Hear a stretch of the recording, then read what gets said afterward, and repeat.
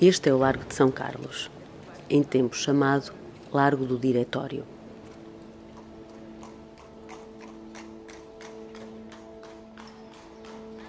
Na tarde do dia de Santo António, 13 de junho de 1888, nasceu aqui um menino. Foi no quarto andar esquerdo do número 4, neste prédio em frente ao Teatro Lírico. Ele fez cálculos para saber em que momento foi concebido e, portanto, em que momento chegou ao ele, espermatozoide, ao útero materno, e utilizou a astrologia para calcular a data da conceição.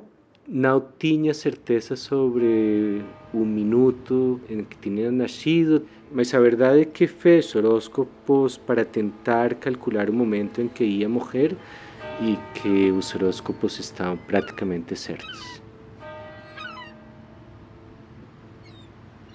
Este menino, que viria a interessar-se pelos enigmas do mundo, nasceu no seio de uma família burguesa e católica.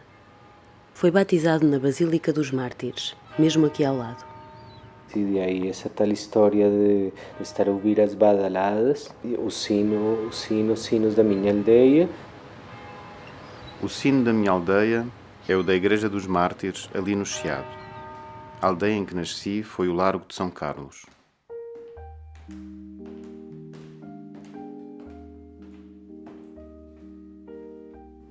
Ela tinha uma grande relação muito chegada com a mãe dele, com a minha avó.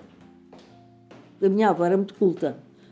A mãe da minha mãe dele, era uma mulher, para a época, muito culta, porque falava inglês correntemente, falava francês correntemente, escrevia, tocava piano lindamente e fazia versos. O pai de Pessoa trabalhava no Ministério da Justiça, também era um crítico da música, era um apaixonado da música, e eles moravam, talvez por acaso, mesmo em frente do Teatro de São Carlos, onde havia ópera, a forma musical preferida do pai, de Fernando Pessoa.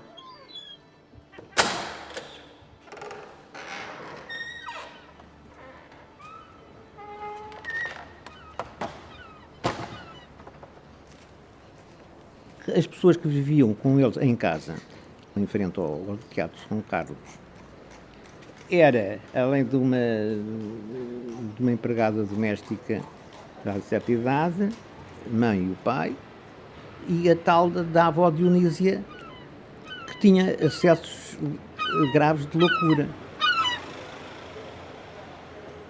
A mãe do pai de Fernando Pessoa. E essa avó era complicada porque sofria problemas de demência, chamava-se, segundo o primeiro biógrafo, a demência rotativa, né? Que tinha fases que estavam mais ou menos bem, outras fases nada bem. Era amarrada a ir para o Rilhafoles, que era o hospício da altura das urgências, quando as pessoas tinham ataques de loucura. E começava a partir a louça e fazer confusão em casa. E depois, outro fator triste, e cada vez mais, era a doença do pai, que era tuberculoso. O pai adoeceu, estava muito doente, no Lar de São Carlos, depois foi para uma quinta, hoje em dia é em Canessas, Telheiras, naquela zona, e foi para lá para se curar, como se pensava que era com os bons ares. Não havia nada para a tuberculose.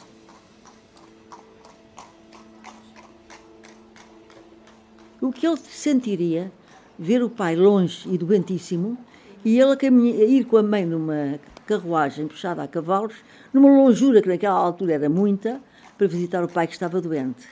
E de vez em quando ficava lá, porque naquela altura não havia a ideia da perigosidade da tuberculose. Do casamento de Maria Madalena e Joaquim nasceu outro rapaz, Jorge. Nessa altura, Fernando já tinha 4 anos e meio. Depois o pai de Fernando morre 6 meses depois. E essa pequena família, Fernando, a mãe, o irmãozinho de Fernando, Jorge, mudam-se para outra casa mais pequena, mas depois o Jorge também morre com quase um ano de idade.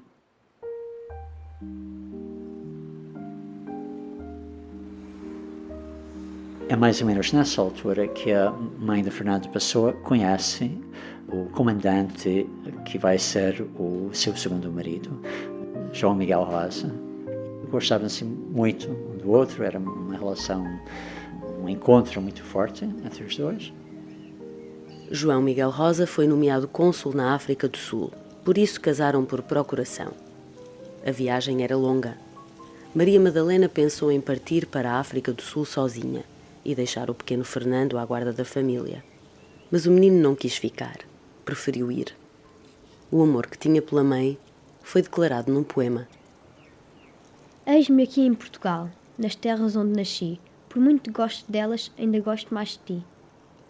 Conta-se essa história, não sei se terá sido assim, mas que perante aquele poema a mãe comoveu-se e não foi capaz de o deixar. Mas talvez isto seja uma história, não é? Porque provavelmente apercebeu-se de que ou não foi capaz também de o deixar, não é? Teve pena de o deixar e ele acabou por ir. Não?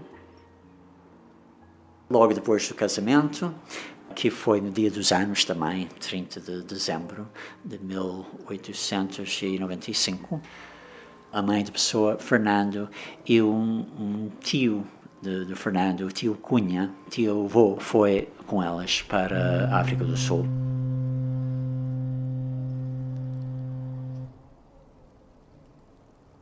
Fernando Pessoa viveria na África do Sul até aos 17 anos, embora com uma passagem por Portugal entre 1901 e 1902.